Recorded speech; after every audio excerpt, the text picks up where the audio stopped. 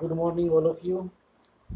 आज का जो हमारा टॉपिक रहेगा वो एनसीईआरटी भूगोल कक्षा 12 का मानव बस्ती का रहेगा। आज हम जो टॉपिक करने जा रहे हैं वो मानव बस्तियां ग्रामीण और शहरी बस्तियों के बारे में। जैसा कि हम सभी जानते हैं कि शहरों में और गांवों के अंदर कुछ अंतर देखने को मिलते हैं। बस्तियां जिस प्रारूप में पाई जाती हैं उसी के हिसाब से मानते हैं कि ग्रामीण बस्तियां कौन सी हैं और शहरी बस्तियां कौन सी हैं। ग्रामीण जो बस्तियां हैं उनके अंदर मुख्य रूप से जो लोगों का कार्य होता है वो प्राथमिक क्रियाओं के अंदर लगे रहते हैं, कृषि करना, पशुपालन करना, मत्स्य पालन करना। जबकि जो शहरी बस्तियां हैं या नगरीय बस्तियां जिनको हम कहते हैं वहाँ उद्योग धंधे पाए जाते हैं, विनिर्माण उद्योग देखने को मिलते हैं, जहाँ मुख्य रूप से दैविक क्रियाएं मनुष्यों के द्वारा की जाती हैं। तो ये जो आज का हमारा टॉपिक रहेगा वो ग्रामीण और शहरी बस्तियों का। विषयों की अगर बात की जाए तो यहाँ पर जो ग्रामीण बस्तियाँ और शहरी बस्तियाँ हैं उनके अंदर अंतर देखने को पाया जाता है, क्योंकि एशिया महाद्वीप के अंदर जनसंख्या का घनत्व पाया जाता है, जिसकी वजह से अगर देखा जाए तो यूरोप और अमेरिका जो महाद्वीप हैं उनके अंदर जो बड़े बड़े नगर पाए जाते हैं, इतनी जनसंख्या भारत और चीन जैसे विशाल देशों में गाँवों के अंदर भी पाई जाती है। तो आज तक जो विद्वान हैं वो इस पर एकमत नहीं हुए हैं कि हम ग्राम किसे कहें और शहर किसे कहें। लेकिन मुख्य रूप से जो अंतर देखने को मिलता है गाँव और शहरों में वो उनकी क्रियाकलापों के द्वारा है। गाँव के अंदर जो क्रियाकलाप होते हैं वो प्राथमिक क्रियाकलाप होते हैं, जबकि शहरों के अंदर जो क्रियाकलाप पाए जाते हैं वहाँ द्वितीयक और तृतीयक क्रियाकलाप देखने को पाए जाते हैं। इसी के अंदर अगर हम बात करें कि किसको नगरीय बस्तियां कहा जाता है, किसको ग्रामीण बस्तियां कहा जाता है, तो उन क्रियाकलापों के आधार पर भी इनमें अंतर पाया जाता है। अगर भारत की हम बात की जाए तो एक छोटा सा उदाहरण लेंगे हम पेट्रोल पंप का, कि भारत के अंदर जो पेट्रोल पंप पाया जाता है वो नगरों के अंदर पाया जाता है, जबकि अमेरिका महाद्वीप जैसे जो देश हैं अमेरिका, उनके अंदर ये एक ग्रामीण बस्तियों का उदाहरण है। 1991 की जो भारतीय जनगणना की गई थी उसके अंदर नगरीय जो बस्ती है उसकी एक परिभाषा दी गई थी, जिसके अंदर मुख्य चीज़ें शामिल थी कि उस शहर के अंदर या तो छावनी बोर्ड हो या वो नगर पालिका हो या वो निगम का क्षेत्र हो, इसके साथ साथ उसकी जनसंख्या 5,000 से अधिक होनी भी जरूरी है। तीसरी इसके अंदर जो बात कही गई वो है कि 75% जो जनसंख्या है वो गैर कृषि कार्यों में लगी होनी जरूरी है। इसके बाद मुख्य रूप से जो बस्तियां हैं उनका प्रकार या प्रतिरूप किस प्रकार का पाया जाता है, तो बस्तियां मुख्य रूप से दो प्रकार की पाई जाती हैं, एक शहंत बस्तियां हैं और एक प्रकीर्ण बस्तियां। शहंत बस्तियां वे बस्तियां जिनके अंदर मनुष्य के घर एक दूसरे के बिल्कुल समीप पाए जाते हैं। इस प्रकार की जो बस्तियां हैं वो मुख्य रूप से प्रारंभिक समय से ही नदी घाटियों के किनारों के ऊपर या उपजाऊ मैदानों में बसी होती हैं और उनका जो व्यवसाय है वो एक समुदाय में मिलकर के व्यवसाय करते हैं और सभी एक साथ रहते हुए पाए जाते हैं। दूसरा है प्रकीर्ण बस्तियां, वो बस्तियां जिनके अंदर मनुष्य के घर एक दूसरे से प्राय दूर पाए जाते हैं, यानी कि वो एक दूसरे के खेतों के द्वारा अलग अलग होते हैं। ग्रामीण बस्ती, तो ग्रामीण बस्ती मुख्य रूप से लोगों का मुख्य कार्य है वो अपनी ज़मीन से जुड़े हुए रहते हैं, जिनके अंदर कृषि करना, पशुपालन करना, मत्स्य पालन करना, और जो प्राय ग्रामीण बस्तियों का आकार होता है वो छोटा होता है। ग्रामीण बस्तियों को कुछ एक कारक होते हैं जो प्रभावित करते हैं, जिनमें से महत्वपूर्ण है जलापूर्ति। तो जल की जो आपूर्ति है वो किसी भी प्रकार की बस्तियां उनको प्रभावित करते हैं।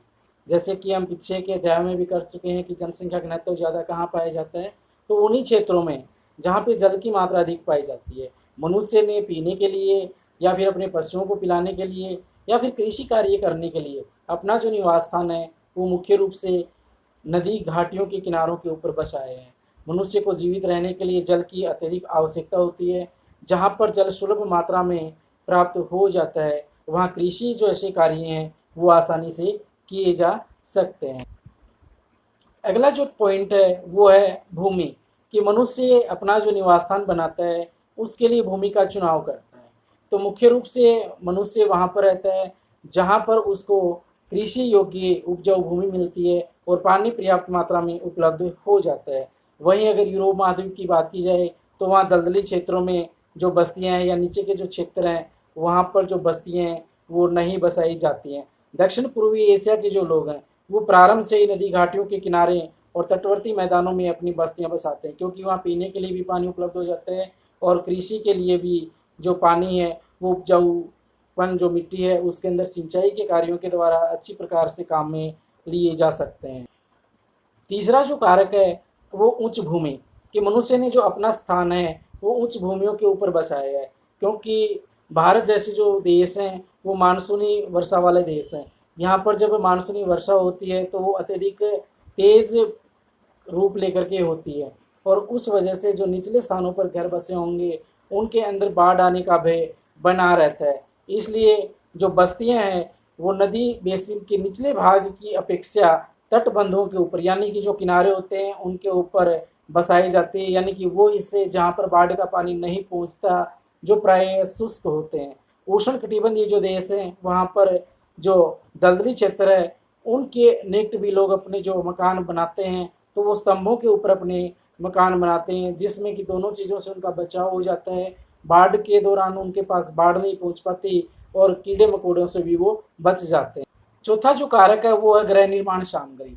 मनुष्य जब जहाँ पर भी रहना शुरू करता है तो उसको जो मूलभूत आवश्यकताएं हैं रोटी कपड़ा और मकान, तो मनुष्य अपना जो मकान बनाने की चीज़ें हैं यानी कि गृह निर्माण सामग्री, पत्थर उनको मिल जाए, लकड़ी उनको मिल जाए, तो मनुष्य अपनी बस्तियां उसी स्थान पर बनाने की कोशिश करता है। साथ ही साथ यातायात के जो साधन हैं उनको भी देखते हुए सड़कों के किनारे मुख्य रूप से जहाँ पर बस्तियां बसाई जाती हैं। अगर चीन के लोएस्ट क्षेत्र की बात की जाए यानी कि वो हिस्सा जहाँ पर मरुस्थलीय जो मिट्टी है वो अत्यधिक मात्रा में पाई जाती है, झीलों के किनारों पर पाई जाती है, तो वहाँ पर जो लोग हैं वो कंदराओं के अंदर मकान बनाते थे।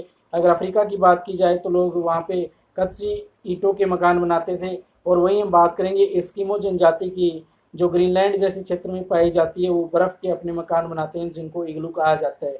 यानी कि वो लोग अपनी जो जलवायु है उसी के हिसाब से बर्फ़ के टुकड़ों को काट के अपना मकान बना लेते हैं जिनको इग्लू कहा जाता है।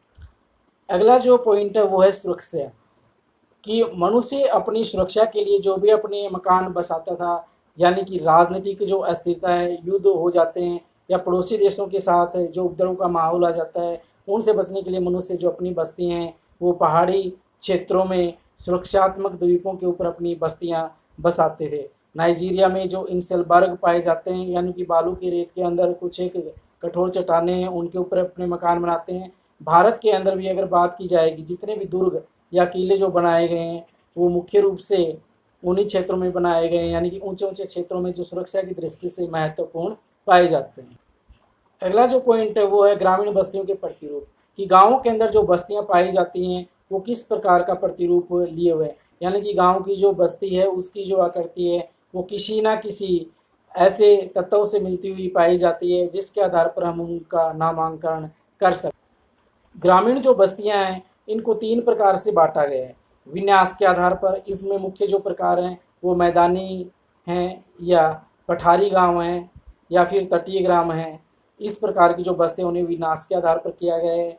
फिर है कार्य के आधार पर, कि उस गांव के लोग किस प्रकार की कार्य करते हैं, यानी कि मछुआरों के गांव हैं, लकड़हारों के ग्राम हैं, पशुपालकों के ग्राम हैं। और तीसरा जो प्रकार किया गया है वो बस्ती की आकृति के आधार पर, यानी कि उस क्षेत्र में जो बस्तियां बसी हुई हैं वो किस प्रकार की हैं, रेखीय हैं, आयताकार हैं, तारा प्रतिरूप हैं या फिर चौक पट्टी या दोहरे ग्राम रैखिक प्रतिरूप हैं, किस प्रकार की वो बस्तियां पाई जाती हैं। तो ये बस्तियों का विन्यास है वो किया गया है। तो पहला जो पॉइंट है वो है रैखिक प्रतिरूप। उस प्रकार की बस्तियां या उन बस्तियों के जो मकान हैं वो सड़कों के किनारों पर, रेलवे लाइनों के किनारों पर, नदी के दोनों किनारों पर या तटबंधों के ऊपर स्थित होते हैं। दूसरा जो है आयताकार प्रतिरूप। इस प्रकार की जो बस्तियां हैं वो मुख्य रूप से चौड़ा अंतर पर्वतीय जो मार्ग होते हैं उनके बीच में पाई जाती हैं। इसमें जो सड़कें होती हैं वो आयताकार होती हैं, एक दूसरे को समकोण के ऊपर काटती हुई पाई जाती। अगला है वृत्ताकार प्रतिरूप। जो ये वृत्ताकार प्रतिरूप होता है इसके अंदर जो गांव हैं वो झीलों के किनारे या तालाबों के किनारे बसाए जाते हैं। उनके चारों ओर जो मनुष्य अपने जो आवास हैं वो बना लेता है, जिनके बीच का जो भाग है वो खुला रह जाता है। तारे के आकार का प्रतिरूप यानी कि गांव का वो हिस्सा जहां पर अनेकों सड़क मार्ग या कच्चे जो रास्ते हैं वो आकर के मिल जाते हैं और वो अनेक दिशाओं से आते हैं, तो उन दिशाओं के अंदर उन गलियों के किनारों पर जो बस्तियां बस जाती हैं वो तारे का प्रतिरूप प्रकार कहलाती हैं। टी आकार की बस्तियां, टी आकार वहाँ पर बनता है जहाँ मार्ग के अंदर तिहरा मार्ग आ जाता है, यानी कि एक सीधा मार्ग जाता है और एक दूसरा मार्ग आकर उनके बीच में मिल जाता है। अगला जो पॉइंट है वो है दोहरे ग्राम। नदी या पुल, नदी का जो पुल होता है या फिर जो मुख्य रूप से फेरी होती है वो उस पुल के दोनों ओर ग्रामीण बस्तियां बस जाती हैं, जिन्हें दोहरा ग्राम बस्तियां कहा। आगे जो हमारा है टॉपिक वो है ग्रामीण बस्तियों की कुछ समस्याएं, कि ग्रामीण जो बस्तियां हैं वो देश के अंदर अत्यधिक मात्रा में पाई जाती हैं। अगर भारत देश की बात की जाए तो इसके अंदर लगभग 68% जो जनसंख्या है वो गाँवों में निवास करती है, बाकी 31.84% जो जनसंख्या है वो लगभग शहरों के अंदर निवास करती है। तो अत्यधिक गांव होने की वजह से ग्रामीण बस्तियों में कुछ एक समस्याएं भी देखने को मिलती हैं। मुख्य रूप से पानी पीने की समस्या, सभी गांवों के अंदर या विकासशील जो गांव हैं उनके अंदर पानी पीने की जो समस्या है वो अत्यधिक मात्रा में पाई जाती है। दूसरा, अत्यधिक बीमारियां, जब जो भी बीमारियां फैलती हैं, जो प्राचीन समय की अगर हम बात करें, हैजा है, पीलिया है, ये प्राय उन क्षेत्रों में अत्यधिक मात्रा में पाई जाती थी। दूसरा, ग्रामीण बस्तियों के अंदर जब बाढ़ या सूखा आ जाता है तो गांव के लोग काफ़ी हद तक भूखमरी के शिकार भी हो जाते हैं। तीसरा है सिंचाई की सुविधाएं कम होने की वजह से जो ग्रामीण बस्तियां हैं उनके अंदर कृषि के कार्यों पर अत्यधिक बुरा प्रभाव पाया जाता है। उसके बाद की अगर हम बात करें तो शौचालयों की बात की जाए या कूड़ा कचरा जो होता है उसके निस्तारण की बात की जाए तो ये समस्याएं भी गाँवों के अंदर पाई जाती हैं, जिससे गाँव की जो जनसंख्या है वो अत्यधिक बीमारियों से ग्रसित हो जाती है, क्योंकि गाँव के अंदर अत्यधिक सफाई देखने को नहीं पाई जाती है। कुछ गाँव के अंदर समस्याएं वो भी आती हैं कि लोगों के जो मकान हैं वो मिट्टी से बने होते हैं, छप्पर बनाए जाते हैं। जब भारी वर्षा आती है या बाढ़ की समस्या पैदा हो जाती है तो उनके मकान हैं वो पूर्ण रूप से नष्ट हो जाते हैं। साथ ही साथ ग्रामीण जो बस्तियाँ हैं उनके अंदर अगर आसपास जंगल है तो वहाँ से अनेकों जहरीले जानवर निकल के आ जाते हैं, उनसे भी उन लोगों को अत्यधिक खतरा होता है। काफ़ी बड़े बड़े जानवर जो होते हैं वो जो गांव के अंदर रहने वाली जनसंख्या है उनकी भेड़ बकरियां या पशुओं को भी उठा ले जाते हैं, जिससे गांव के अंदर रहने वाली जो जनसंख्या है उनके सामने अत्यधिक समस्याएं बनी होती हैं। अगर आज का वीडियो आपको पसंद आए तो वीडियो को लाइक करें, चैनल को सब्सक्राइब करें और आपके सामने जो भी भूगोल के टॉपिक होंगे वो सभी बार बार प्रस्तुत किए जाएंगे। धन्यवाद।